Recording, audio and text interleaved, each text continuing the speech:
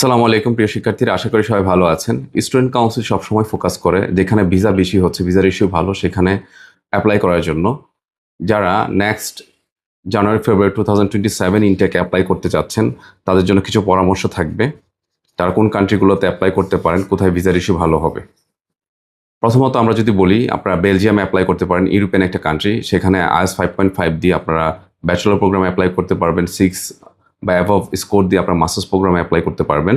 বেলজিয়ামের টোটাল প্রসিডিউরটা এখন বাংলাদেশ থেকে হচ্ছে, সেখানে অ্যাপ্লাই করতে পারেন। তারপর আমরা বলবো যে আয়ারল্যান্ডে অ্যাপ্লাই করতে পারেন। যারা মাস্টার্স প্রোগ্রামে অ্যাপ্লাই করতে চাচ্ছেন, তারা আয়ারল্যান্ডে অ্যাপ্লাই করতে পারেন। তারপর আমরা বলতে পারি যে আপনারা যদি স্পাউস নিয়ে অ্যাপ্লাই করতে চান, তাহলে নিউজিল্যান্ডে অ্যাপ্লাই করতে পারেন। নিউজিল্যান্ড এখন ভালো একটা সুযোগ যাচ্ছে এবং ভিসার ইস্যু অনেক ভালো।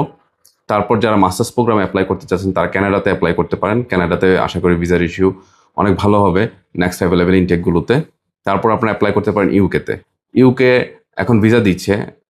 ইউকের ভিসা ড্রপ হয়েছে 25%-এর মতো, কিন্তু আমাদের স্টুডেন্ট কাউন্সিল থেকে ভিসার ইস্যু এখন অলমোস্ট 100%, কারণ আমরা প্রপার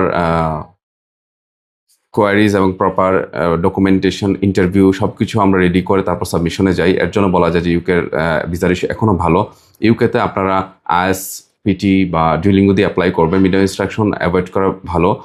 তারপর যারা মাস্টার্স প্রোগ্রামে স্পাউস, এমআরএস প্রোগ্রামগুলোতে স্পাউস নিয়ে যেতে যাচ্ছেন বা ডিবিএ প্রোগ্রামগুলোতে স্পাউস নিয়ে যেতে যাচ্ছেন, তাদের জন্য কিছু অপরচুনিটি অ্যাভেলেবেল হবে নেক্সট ইনটেকগুলোতে। তারাও আপনারা আইএসসি প্রিপারেশন নিয়ে অ্যাপ্লাই করতে পারেন। আপনাদের যে কোনো কোয়ারিজের জন্য আপনারা স্টুডেন্ট কাউন্সিলের সাথে যোগাযোগ করতে পারেন হোয়াটসঅ্যাপ নাম্বারগুলোতে। আমাদের কাউন্সিলররা আপনাদেরকে খুব ভালো একটা নলেজ দিতে পারবে। এর একটা শর্ট ভিডিও ছিল ওভারঅল।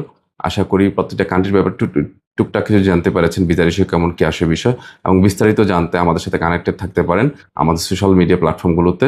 সবাই সুস্থ থাকবেন, সুন্দর থাকবেন, নিরাপদে থাকবেন। আসসালামু আলাইকুম।